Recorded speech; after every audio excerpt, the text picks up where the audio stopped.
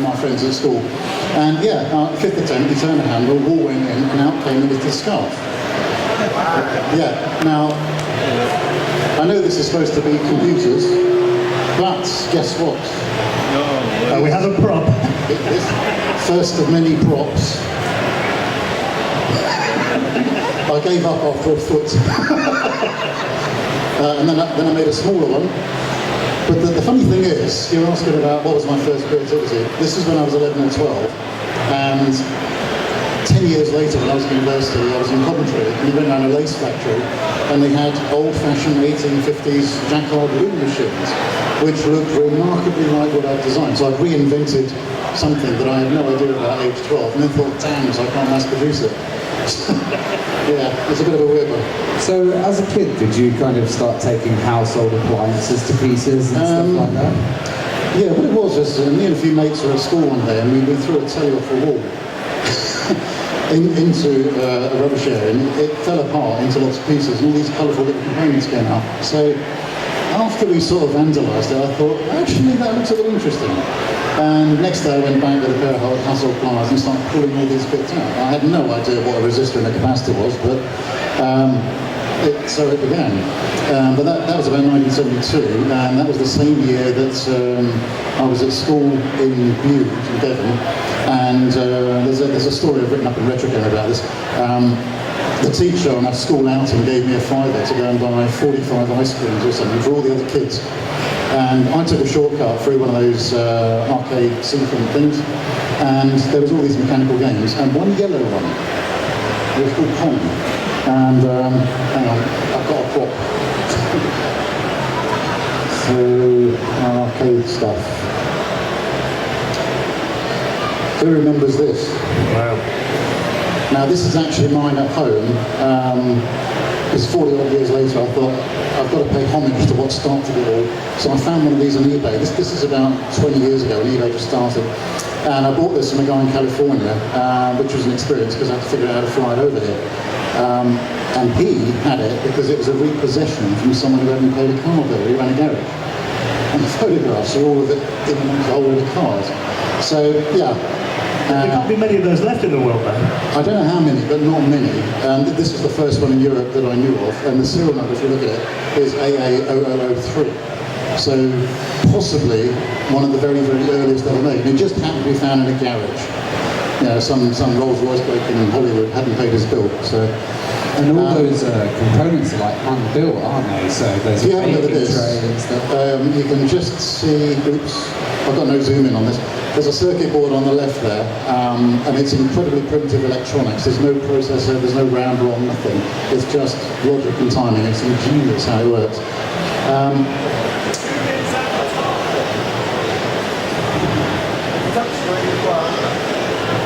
Hang on, we'll get there. This isn't my PC, by the way. Right, so there's your Pong PCB. It's covered in TTL, and there's not a lot of it. And if you zoom in, it gives the date of the match when this PCB was run. And if you look at it, it actually says Pong by Zizagy, which was Atari's name round about the same time before they trademarked the word Atari. So that's an interesting PCB. £1,000 on eBay if anyone wants it. And I love the date code of that, 1973. Yeah, 23rd of March. So what else have we got? That's a computer space actually. Right, here is my other top possession, which is a computer space machine, and both of these things work. The funny thing is, they're not much fun. I've actually got a video of computer space working somewhere. Let's see if I can find that. I'm going to have to jump about here, folks, because this is not my PC, and if I can find it. Because Computer Space was a very early title, wasn't it? It was done in 1969 and manufactured in 1971. Now this game is the template for all video games that came after it, produced by Nolan Bushnell and Atari.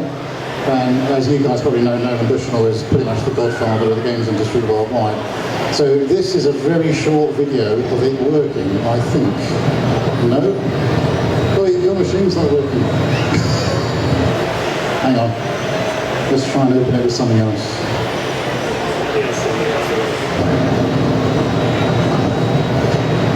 Now you can just about make out, it looks like a very primitive asteroid. You can just about see a bullet going across. there's probably no, there is sound, but you probably can't hear it. There you go, a real live working computer space machine. It's probably the only one in Europe. I mean, even before the arcades became prevalent, I mean, you were into electronics, because you were actually quite impressed with digital watches as well, weren't you? That's opening up a big subject. Digital watches, okay, hang on a sec. So a lot of people forget that, you know, before, a lot of these computer companies that went into making computers later on actually made digital watches and calculators before that. But, do you remember when you first saw a digital watch? Yeah, when I was 12 or 13, and I remember seeing Tomorrow's World with Ryan Baxter, and that was about 73, and he brought out an LED watch made by Pulsar. And if you watch James Bond Live and Let Die, he's got a Pulsar, and it's called a P2, and I was mesmerised by that watch. You know, it's magnetic, that's the Rolex, isn't it? He presses it at 5:48 in the morning, and some young lady gets out of bed that it shouldn't have in there. And I was like, wow, I've got to have one of those. But it was like £500 in 1973. So there's me doing a paper round for £2 a week. So anyway, as time went on, the price of these watches dropped, and I saved up, I think, 20 quid, and I bought myself my first LED watch, which I've still got, and it still works, it still keeps time. And I couldn't really afford much else, but with the advent of eBay 20, 30 years later, and a few bob in the bank from actually being paid for a change by publishers, because they usually don't, yeah, I sort of went a bit mad. So I've got a whole load of photographs of some unusual watches. If this works. Right, that isn't digital, but it runs on body heat. No batteries at all? No, body heat. Body heat, yeah. That is digital, obviously. That's 1974. That's just an elegant, very early watch. The world's first six digits LCD. The world's first solar-powered watch by... When was that from then? 1978? Yeah. Still got that, and it still works. Yeah. And then I started going a bit mad, and I started collecting calculator watches for some bizarre reason. So there's a few calculator watches. This one here, this is a HBO one. This is now everyone's favourite watch because of a certain bloke on YouTube called Techno. Anyone watches Techno? I don't think he bought the last one I sold, but he got a very nice one from someone. Is that the one with the stylus, where you press the little keys inside it? Yeah. This is a Casio flip top. It's actually got a normal watch on the other side, and I've got a photograph of that. This is one of my restorations. This is a Kira phone split going from that, 50 quid on eBay, to this, which I think went to about 1,700 quid. So if you've got any of these at home, polish them up. That's what it looks like when it's running. A lot of those watches, then you had to hold down a button for the display, did you? No, you just had to flick your wrist. Like the Apple Watch? Yeah, people forget this. 40 years ago, before Apple thought of it. This is an interesting watch because it's got an astrological dial, and it's a little bit difficult to see at night, so you can't quite see the point. And Seiko did one as well as Citizen. Now this is nuts. This is a 42-button calculator watch with all sorts of statistical stuff on it. But how the hell are you into, 100 different numbers and then do a mean deviation or something? Yeah. It looks great though. Oh, it looks wonderful, yeah. Well, I mean, after watches, how did you get into computers then? Oh, Was that right? Just flick through the rest of this. This what's called an early binary watch, which are now being remade and sold by Fossil and stuff. How bizarre is that? Yeah, and apparently that's Tor 42, and you all knew that. Oh yeah, and then my OCD went just a little bit completely mad, and that's half the collection. So yeah, I've got a whole room full of them. So that's a dynamic scattering watch, extremely rare. That's a calculator watch that flips open. National Semiconductor made that with a light.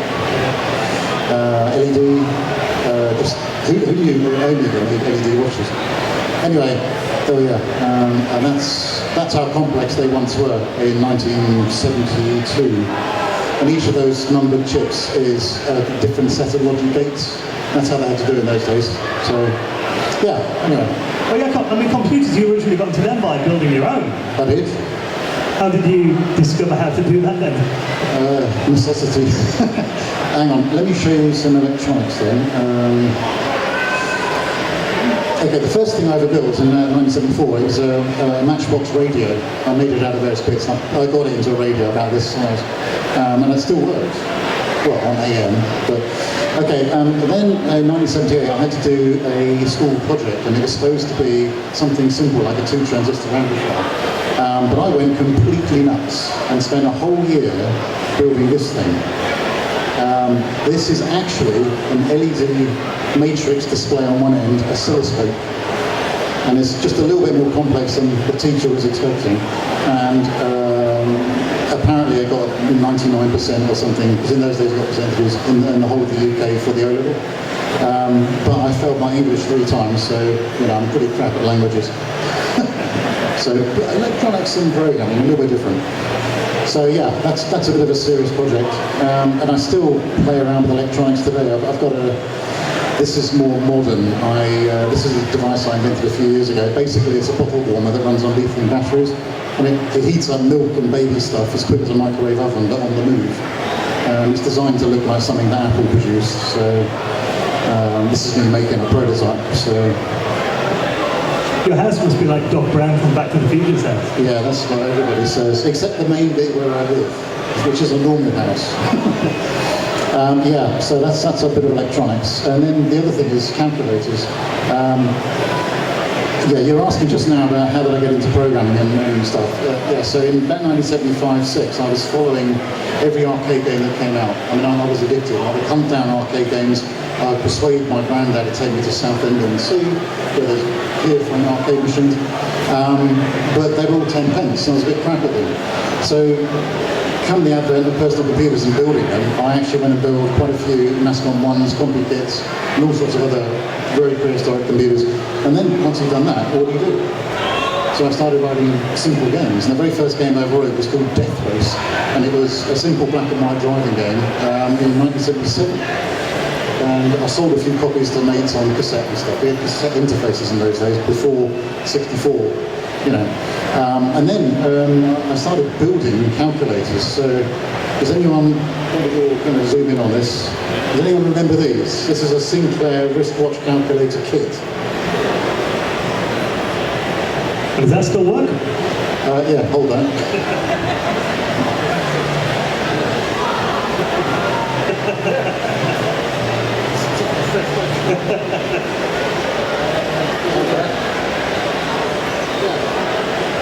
Wow.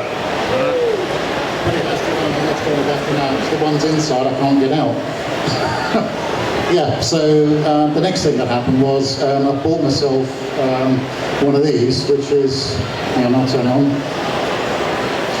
That's a 1976 Texas SR56 programmable calculator with 100 programming steps in it, and it's pretty slow. But this taught me how to program with only 100 bytes of code and how to write really tight code, because there was no other way of doing it. And I used to use that to do dodgy things in exams because they hadn't banned calculators at that point because no one had one. So, yeah, well, that still works. That's what, 43 years old, 42 years old. Well, I imagine back then the arcades must have seemed like a magical place. I mean, what was that kind of early arcade atmosphere like when I was a kid? They weren't on high streets. There was one on Bandits on high streets, but if you went to seaside resorts and stuff like that, you would see very early Atari games, Cinematronics, and very early games from those guys, black and white stuff, vector games, stuff like that. And occasionally, if you went into London, you go up and down Tottenham Court Road, around Leicester Square, there was all sorts of arcades around there. And yeah, I used to skive off school and take my £1 of 10 pence pieces and attempt to get as much play as I could. So yeah, I was pretty hooked at an early age, I think. Well, your first commercial release was Drop Zone, Yeah. which was a clone of Defender. How did you get into kind of commercially releasing a game? Everyone says it's a clone of Defender, but sideways scrolling shoot 'em ups were what was happening after Scramble, not Scramble, Space Invaders, and then Scramble came out, then Defender. But I was a big fan of anything to do with Eugene Jarvis. So, Stargate was my favourite. Defender was pretty hard as well, and I used to rip the skin off my finger from going up and down, and yeah, I think everyone did that. I've got a Robotron thumb on the other side as well. When I left university, my first job was a contract with Atari UK, which I thought was a real privilege because I was such a fan of Atari. And so off I went and did some contract work for them, but in the background I was working on what became Drop Zone. And Atari took one look at it and thought, wow, I've got to have that, because they were looking for licensed versions put out as Defender, the official game. So they looked at Drop Zone and thought, well, you're going to have to convert it. And I thought, yeah, okay, but anyone who's seen the actual Atari 800 cartridge version of Defender that they did put out, it's awful. It runs at about 10 frames a second, and it's actually an Apple game. Just written in machine code, no special effects, no hardware, no nothing. And it's just unplayable. But they did it because, if I'm led to believe rightly, there was a conversation on the golf course and a brown paper bag with some money in it, and it was an American side deal. So, yeah, which was a real shame. So, I then had to find a publisher for it, and US Gold came along, and what was your uncle? I mean, did Eugene Jarvis know about Drop Zone, or what did he think of it when he eventually found out about it? Yeah, I've got a picture of him somewhere, because I do actually know him. This will be interesting if I can find it.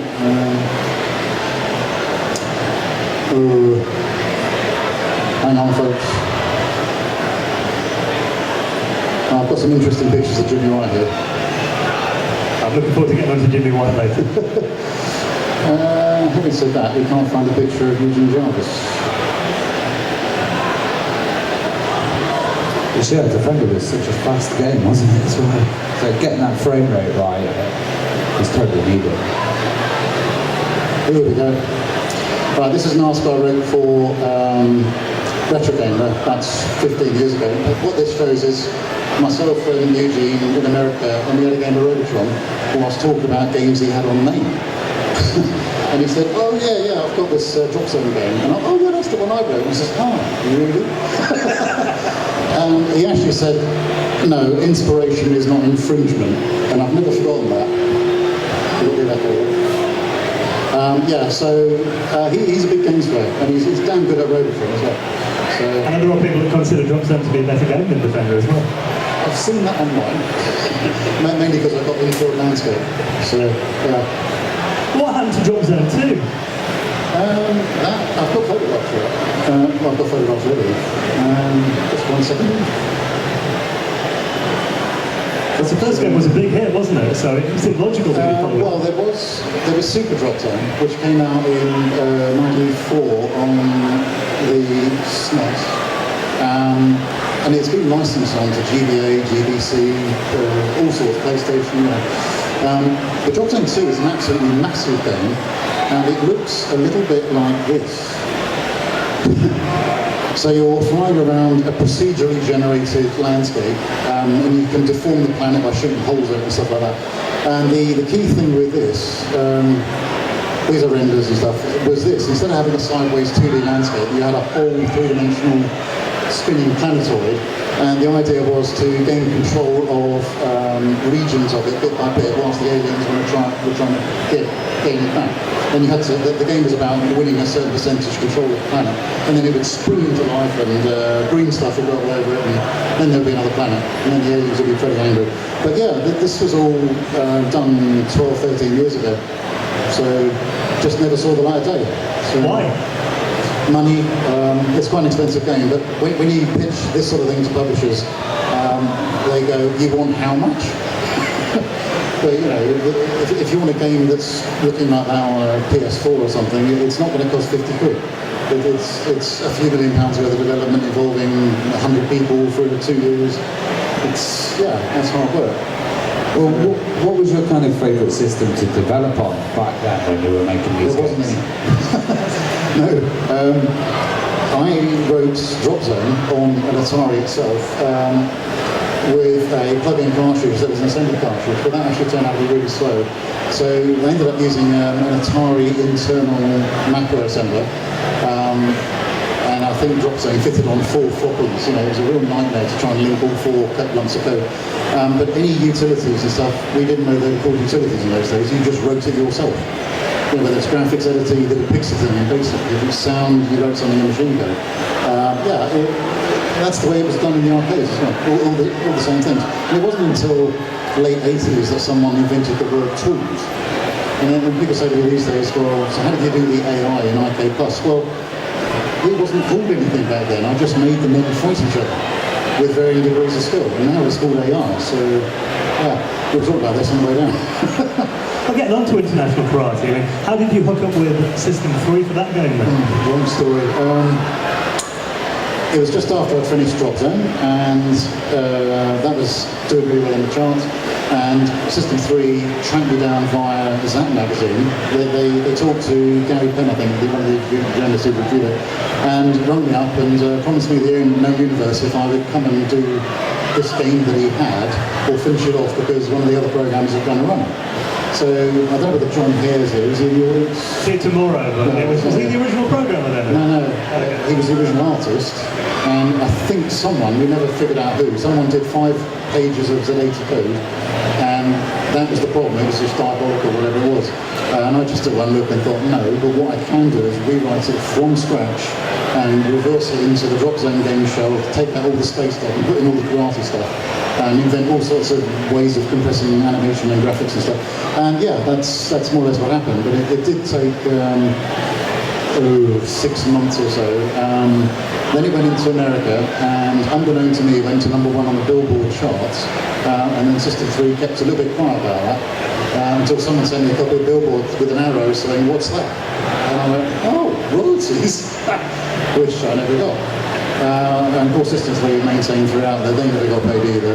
And then there was a massive legal case because Data East, who produced Karate Champ, came out of the blue and said, "Oi, you've copied our game."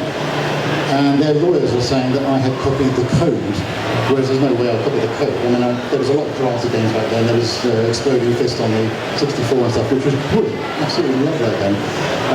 Karate Champ in the arcade, and various other ones. And I just thought, no, I'm going to do a better version of all of them and just fill it up with special effects and everything else. But what happened was the legal case flattened Epix, the US publisher, and it went on for about 2 years, and eventually I was asked to do a statement to the court to justify that it wasn't, I hadn't ripped off someone else's karate code. And all I said in a statement was that it's a karate game with karate moves, with karate uniforms, karate sound effects, karate everything, and you can't copyright karate. And it doesn't look like Karate Champ, so what's the problem? And eventually the Supreme Court in America said, yeah, we'll accept that, and we'll invent a whole new bunch of laws called look and feel laws. And because of World Karate Championship, otherwise known as RK1. So it's all my fault. Well, that's what I've been told anyway. Well, karate was huge then, wasn't it? The Karate Kid. Mid-80s, wow, everything. I mean, Fists sold, I don't know, millions and millions. And I remember playing that until the sun came up and broke joysticks and all sorts. So the non-aid guy has never forgiven me for that, keeping them up all night. Hours and hours and hours on it. Trying to get that ball to run across the screen. Remember all that? I remember International Karate on the Commodore 64, that soundtrack by Rob Hubbard. I mean, that was like nothing else I'd ever heard at the time. I mean, were you really impressed with Rob's work on it? Well, IK1 was, whilst I did all the code, Rob did all the music, I did all the sound effects. But Mark Hale, System 3, basically was fairly adamant that we would have something that sounded like Merry Christmas, Mr. Lawrence. Is that the David Howard thing? I forgot the name of it. So Rob said, okay, well, that's not an infringement. Let's make something similar. And re-expressed it, and yeah, the music's addictive. I've actually got, this is how sad I am, I've got that on a name stick in the car.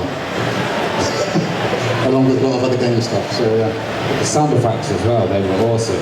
Like, how did you improve that on International Karate with International Karate Plus? Well, obviously, the key thing with IK Plus is the third player. And the reason that came about is because at the time, there were other karate games where they would show a backdrop of a dojo with half a dozen players waiting on the side to come out and fight you. And I had this idea that I wanted each player to get up when it was his turn and walk onto the main fighting area, and the other one to go back. So I was mucking around with various ideas for that, and I thought, hang on a minute, I've got enough sprites and characters here to actually do a third fighter. So I had all these. It was a nightmare because I used all the sprites on 2 of the players, and the third player is actually character block bitmaps. But then depending on who's winning, they're in front or behind of the others. So yeah, it was a nightmare. But the sound effects, everyone asking me how do I do the sound effects, and half of them I did do myself by running around the house and hitting things with wooden spoons and going, you know, this sort of thing, and then editing it with a machine code editor. But there were a couple that came, and I fully admit this, out of Into the Dragon. Because I wrote to Warner Brothers, who owned the IPR for that film, and they eventually wrote back and said, if it's less than 4-second sample, there's nothing we can do about it, and good luck. And I've still got that letter, just in case. A lot of games back then did just sample anything though, didn't they? Yeah. Because the games industry was a bit like the Wild West, I guess. They were sampling each other. Yes. What about those different fighting sections as well? Because they had, I remember defending things coming at you with a shield from different angles, and that really kind of split up the gameplay, which was really yeah, there was the deflecting bombs, bouncing bombs, and then there was the bombs that bounce on and you had to kick them off. But the trouble was I only had so much memory, and I would have loads of levels, but I just ran out of memory. So there's only 2 levels. But the funnest one is where you're moving the arm up and down trying to knock the bouncing balls off. Now that, fun enough, was inspired by a Game & Watch game in 1980 called Manhole. Anyone collects Game & Watch? No? Oh, have you got one? But it involves trying to make a bridge appear on 6 positions on the screen, and it just gets faster and faster. And I found it really addictive. So it seemed natural to try and mimic the same addiction by having the karate guy moving the shield up and down. So that's where that came from. In Arcade Plus, there was a lot of Easter eggs in that game, I read, right? Like 40, 45, was there, or more? There was an Ask a Retro Game about this, because I unveiled a few. Yeah, there's actually more. There's 60 or 70, but I've forgotten them all. There's daft ones, like if you type in Germ, G-E-R-M, all the language goes into German, because one of my mates was German. His name was Axel. He ended up in the EU, God bless him. As in within Brussels. So yeah, he converted the whole game into German. But no, there was all sorts of dodgy ones, you know, swear words and stuff would actually reset the game. And there was lots of messages to mates and stuff, and things that speed it up, things that slowed it down, things that changed the angle of the slant of the shadows at the bottom of the screen, etc., etc.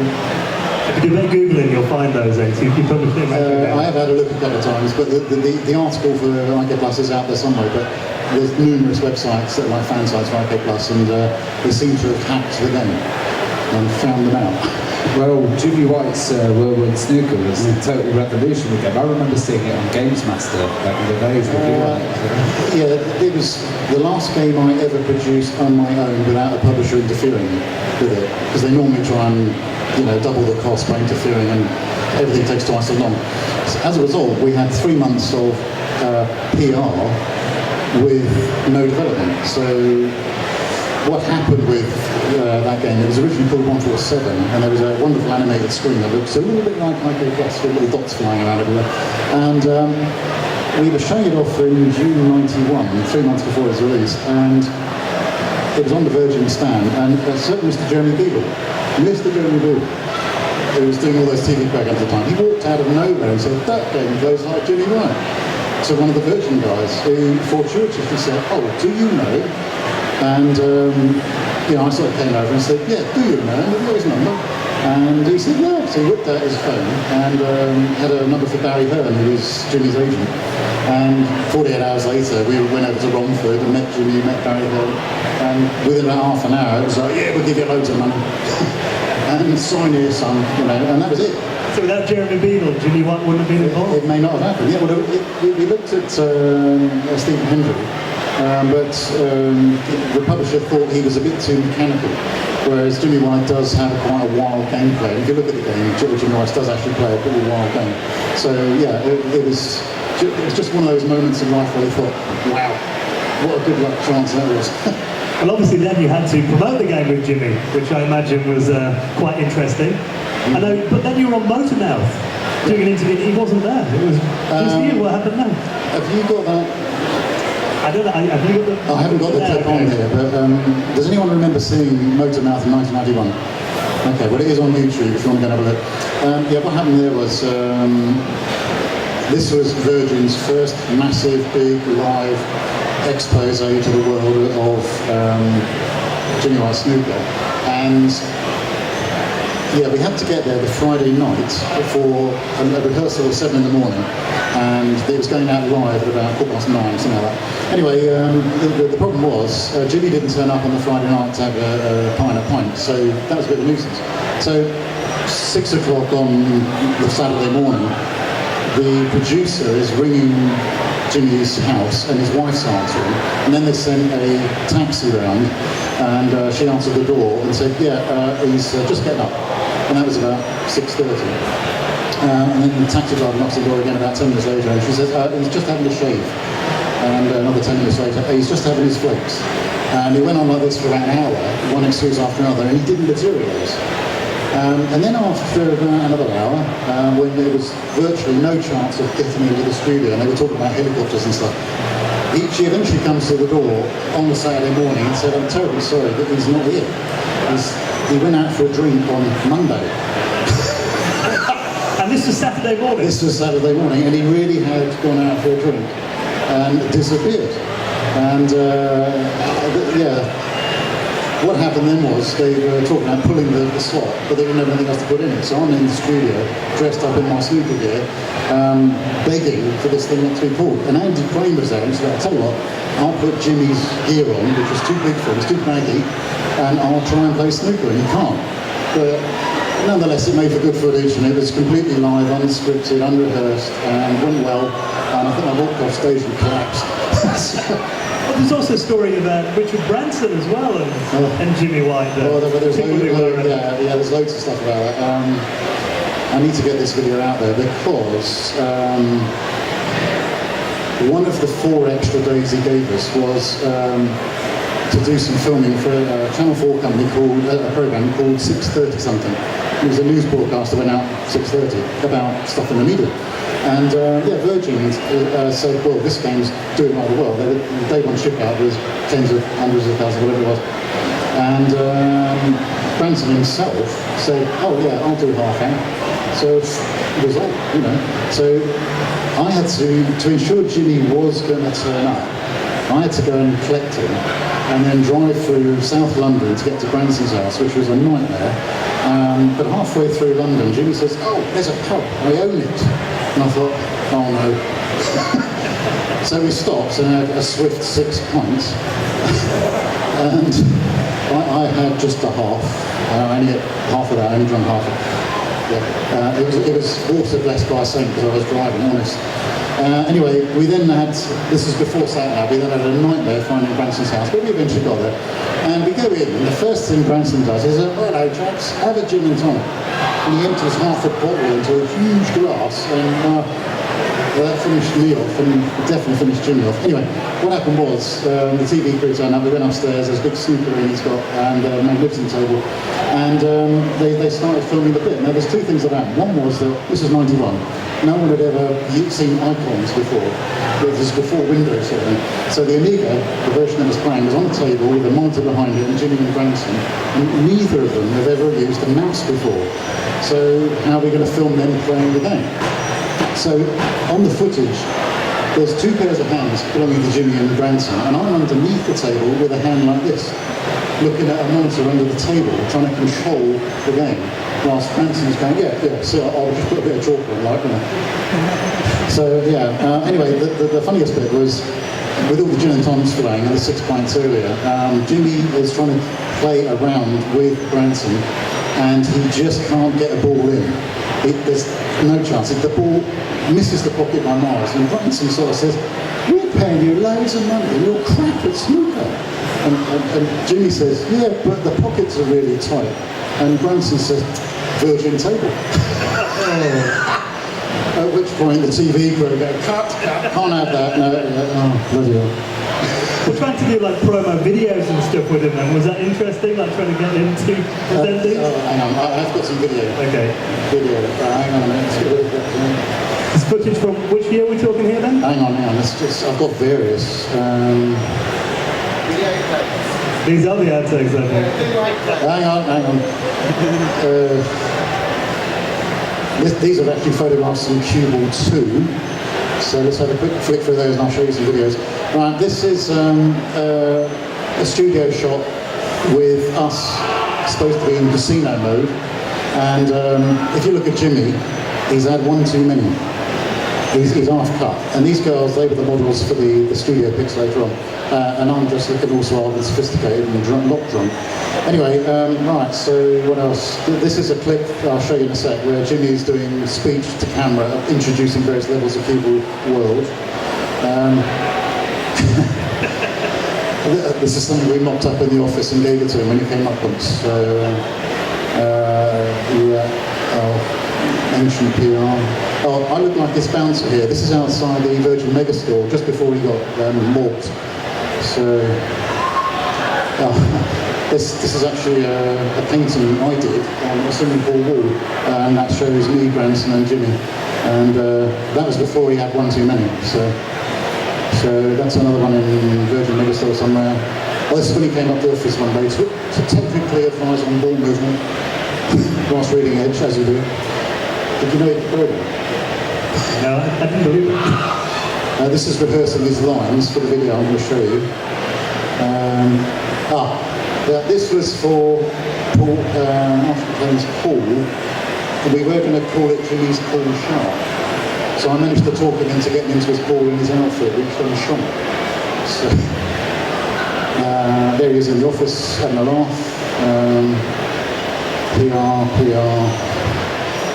Oh yeah, he's got this pit bull terrier that swallowed a cue ball. It really did swallow a cue ball. Did that hurt coming out of the other end? He had to go to the vets after this because the dog couldn't cough it up. So it's like a giant gobstopper, you know. It's a bit of a difficult thing to swallow as well. Anyway, right. So let's show some videos. So we need sound for this video. Huh? We need some sound. Yes, we do. Got to find it first. Hang on.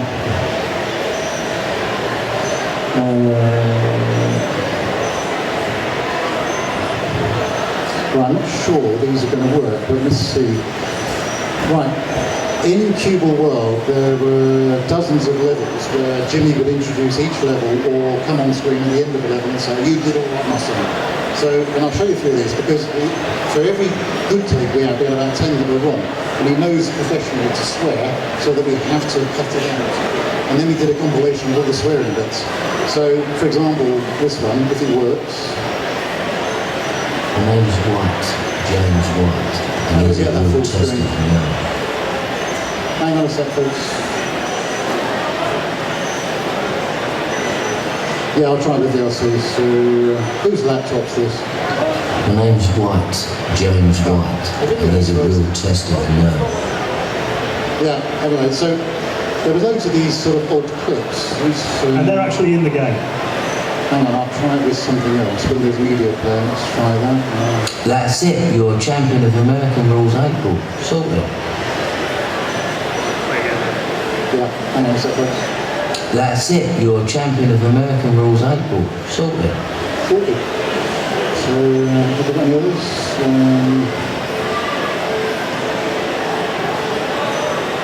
Right, turning into a right cue ball ninja, aren't you?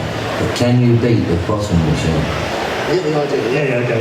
Right, now what we then did is we compiled, if I can find it, all the outtakes into the Jimmy Bollocks video. So any young children in the audience? So, Cover their ears. sound. Bollocks. Bollocks. Bollocks. Bollocks. Bollocks. Bollocks.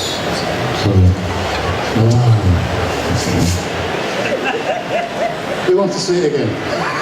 That should have been in the game. Bollocks. Bollocks. Bollocks. Bollocks. Bollocks.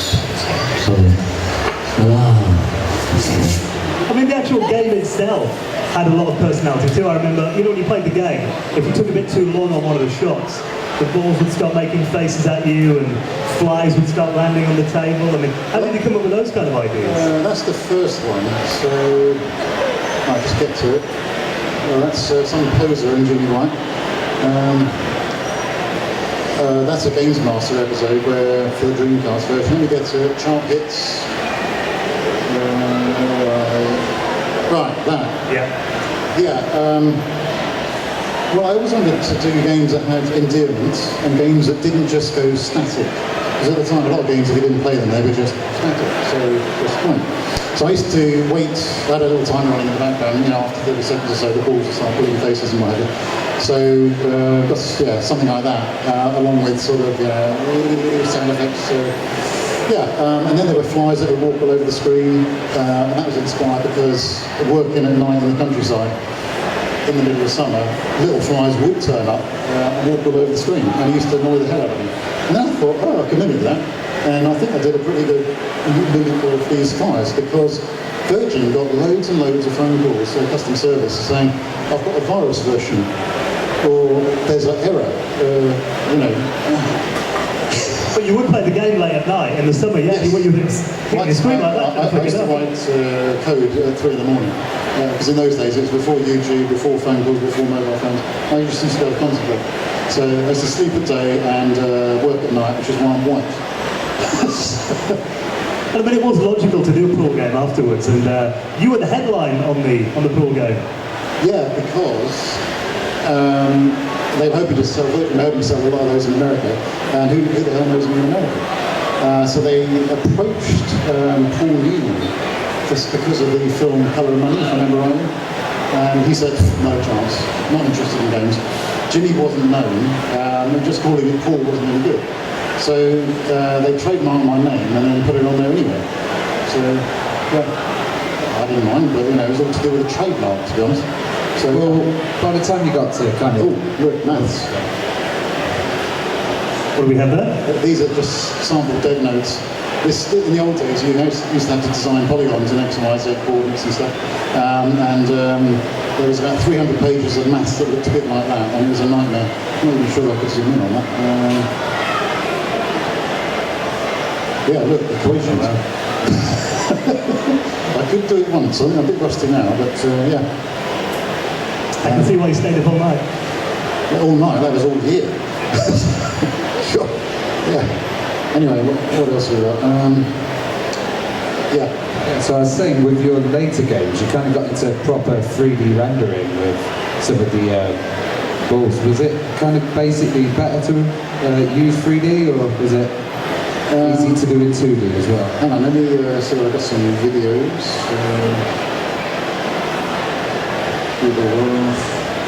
So what year was Cue Ball?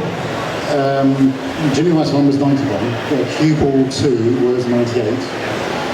Actually, I've got a video for Cue Ball 2. Now this was done in 1996 to 98, so this is 22 years old, and this was just at the advent of 3D accelerators. So, we made use of it. So this is radically different to the first one. So if you watch this, if it's going to work, there's audio, so in a minute.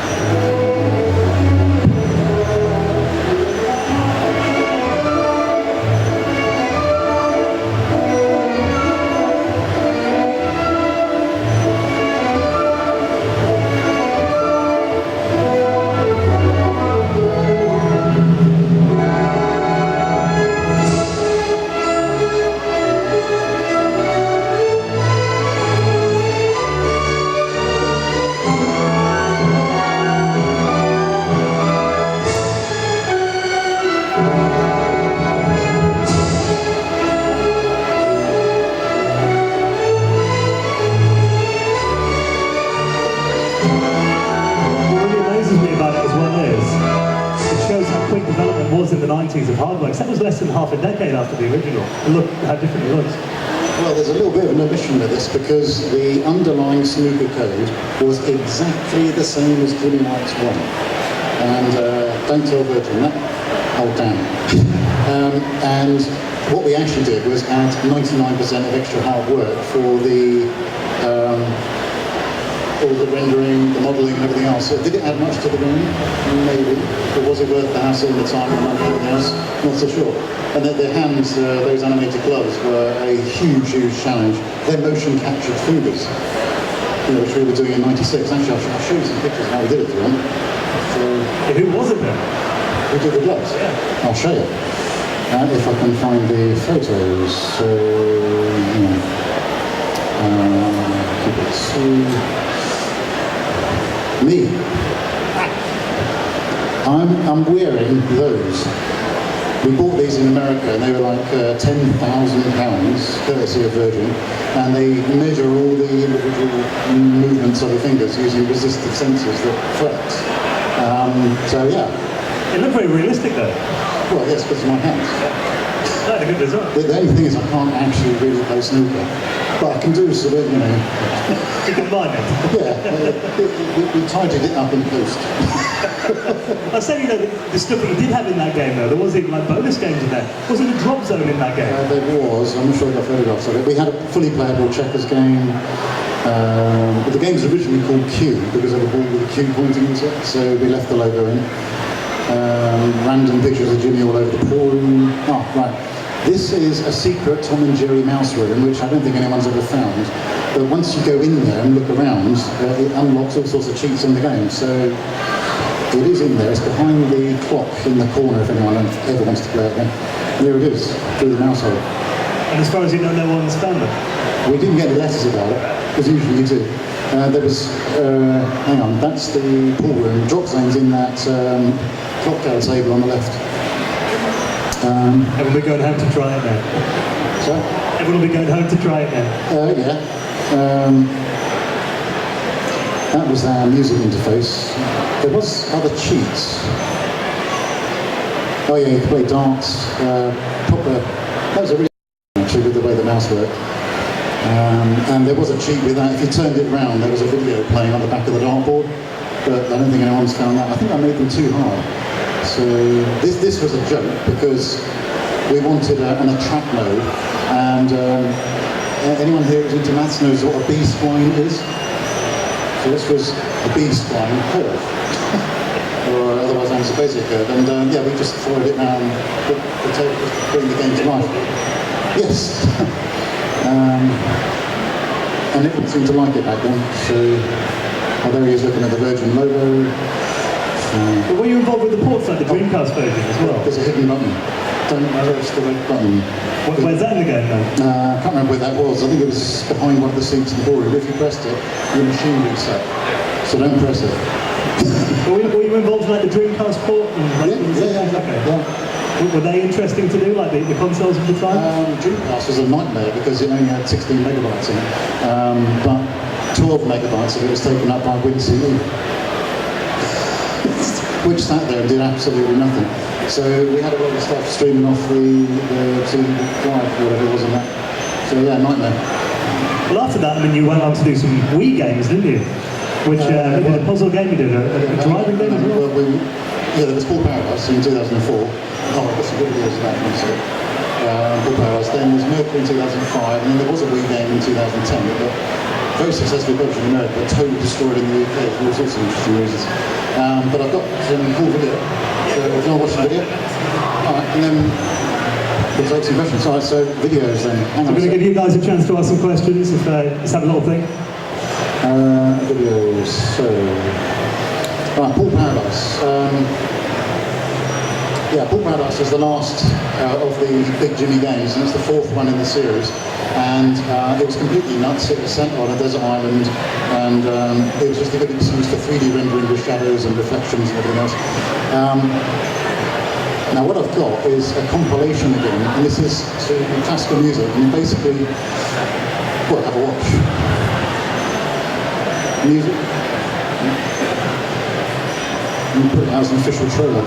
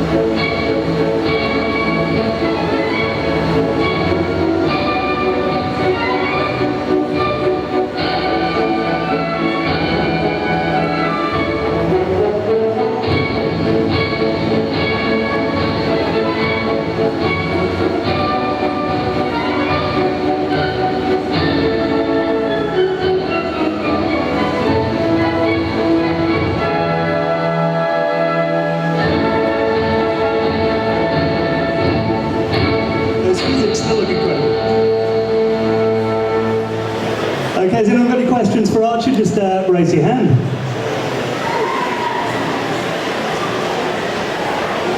One at the back over there. Who wants to see the Mercury video? About 90 seconds. Yeah, okay. So, Got a question here. and I said, Jack, just show you this one last video, which is that one. This was a puzzle game we did. Yeah, kind of. A bit of a big one.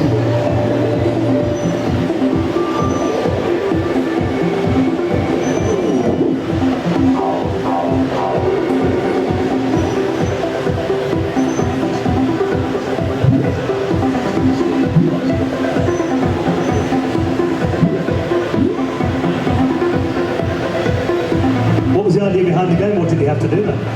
Well, it was simply inspired by those little puzzles of getting crackers where you've got little ball bearings and you've got them in holes, and I just wanted to do a game that was based on the simplicity of that, using colour, sound and logic with virtually nothing else. And it spawned this huge game with 72 levels and 12 hidden levels and 2 optional secret levels, and I'm not even sure whether anyone ever finished it.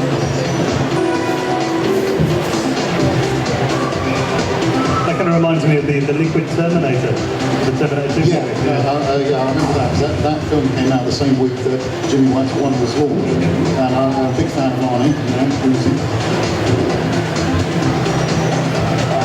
And this game was very big in America. Yeah, it was a launch title, and I think it was #1, and I won an award for it somewhere. That's about 2 or 3 awards. Not sure what it is.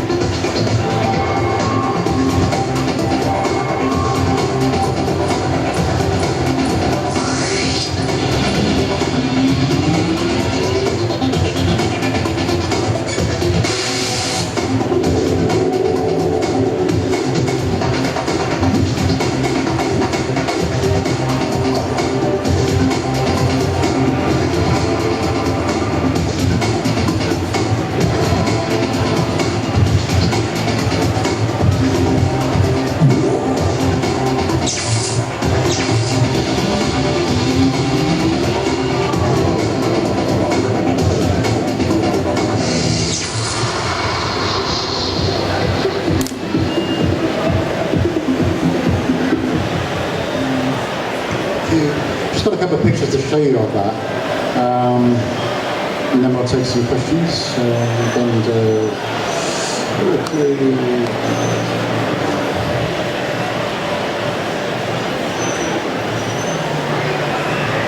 hang on a sec.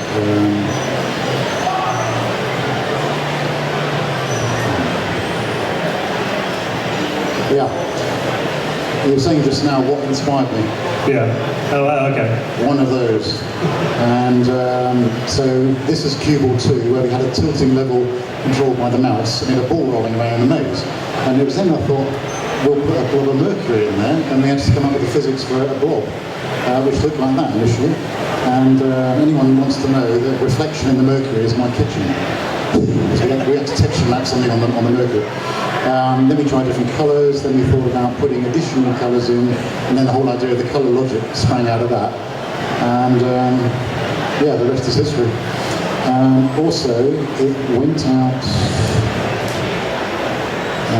hang on.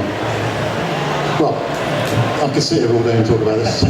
Was there any questions for Archie? It's got to be one. He's looking ready. You've also got plenty of you've also got plenty of videos, photographs, development documents. Any plans to release those as a book or an archive of some sort? Well, at the moment, I'm not actually doing game stuff. Believe it or not, I'm tied up with renewable energy, and I've gone back to my electronics roots. But having said that, there is various things afoot to do something with IK++. Possibly Mercury actually, and possibly Drop Zone. There's all sorts of things that may happen soon, because I've spent the past 8 years playing around with electronics. So. Any other questions? Got to be more than one. Any more going down here at the front?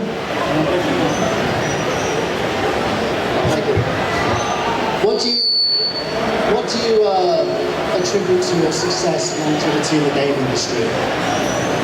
Sorry, I couldn't quite hear that. What do you attribute to your success and longevity in the game industry? Well, I would say about 70% of the contracts I've ever signed have always resulted in a legal case to get paid. So I think the percentage for other people is about 95%, where they just die after their first game. So, but no, I'm persistent, tenacious, and love games. You know, that's ever since I was playing Pong as a 10-year-old. That's what I've always wanted to do. But these days, you know, the game budgets are tens of millions or even 100 million in a couple of cases, massive teams, huge efforts, big publishers, licenses for everything, 2-3 years, by which time the platforms disappear and something else has come along. So yeah, there's major challenges compared to when I was doing it, which was typically 6 months a year, 18 months or whatever. Doing them on my own was so much more fun, because it's just me to do my own thing. And when you start running a large company, I mean, Mercury got up to 50, 60 people on the whole team, on the whole company. And yeah, that was quite a nightmare. But we had a really good team and we produced a great product. So, Have a question there as well? Yeah, I've got one. It's a silly one. About the T button on the Amiga, on IK++. can't really hear. Can you repeat, Ravi? Yeah, it's just... I'm sorry. You just mean that...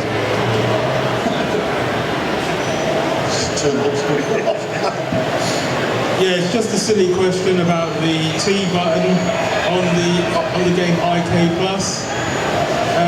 What inspired it? You know the T button? Oh, the trousers. Yeah. That just stems from... has anyone here seen Cannonball Run, the first one, where Jackie Chan is having a fight scene with loads of bikers and stuff? And there's a fight scene where he does a double head kick and knocks out 2 people at once. And it was the animation for that I used the sort of rotoscoping technique to actually put into the game. But later on in the film, he's having a fight with someone and someone kicks him and his trousers drop down. And he goes, ooh, you know, so I thought, that's a good thing to put in a game, why not? So yeah, and that's basically where it came from. But look online, there's 60 other cheats that do other things. Any final questions for Roger? Well, there's one more from me. Are you still in touch with Jimmy White? Yeah. He rang up not so long ago from the car. He was driving up the M40 and ran out of petrol. So he wanted to know where the nearest petrol station was. So I said, what you need is an electric car, because I'm into Teslas these days. And he said, what's one of them? And he needs to go in yours. We'll sell him on the future. So yeah, that sort of randomly happens. And yeah, he keeps in touch. I mean, I went to his birthday party. I've got some photographs of that one. Yeah. Anyone want to see Jimmy White's birthday party? I'm quite curious, I must admit. This was a bit weird. I got a phone call out of the blue. Jimmy Pics. Where's the Jimmy Pics? Here we go. Yeah, and what it was he had a birthday celebration in the Dorchester, and he and Ronnie Sullivan got together to do a championship match, and Ronnie actually beat him. I think Jimmy had had a few pints again. Now, what was interesting was there was a lot of royalty from the snooker business there, but the band playing in the background was the Rolling Stones, who I'd never seen live myself, so that was a bit of a turn-up. Like showbiz do then. Yeah, but when we all sat down to have dinner, I sat next to Michael Jackson. But that's not the real Michael Jackson. I was going to say, what year was this? This was actually after the real Michael Jackson had headed north. So this guy was extremely convincing. And I was doing a double take saying, you've just faked your death. You're like a Howard Hughes or an Elvis or something, and you're really still alive. But he even spoke the same. That was a weird night, very weird night. Anyway, everyone got completely smashed and I can't even remember how I got out. So Jimmy wants to give you a phone call and ask you if you could re-release Jimmy White's World and Snooker on the Wii or something for his daughter, I read once. And he was asking if that was possible. There was some discussions on how quickly things could be converted.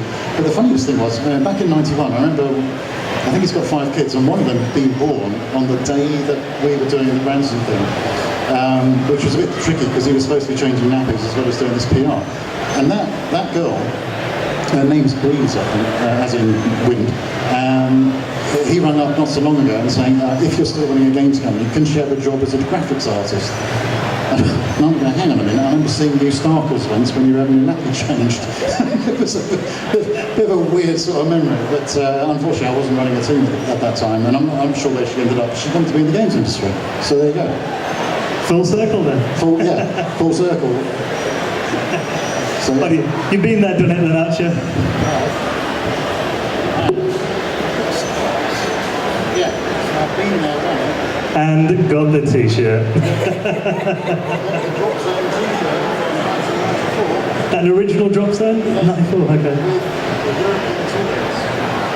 European tour dates on the back. Archie, it's been one. We could talk to you all night, but I know the Oliver twins are itching to get on the stage. Thank you so much for sharing your stories with us. Please give a big thank you to Archie Mclean.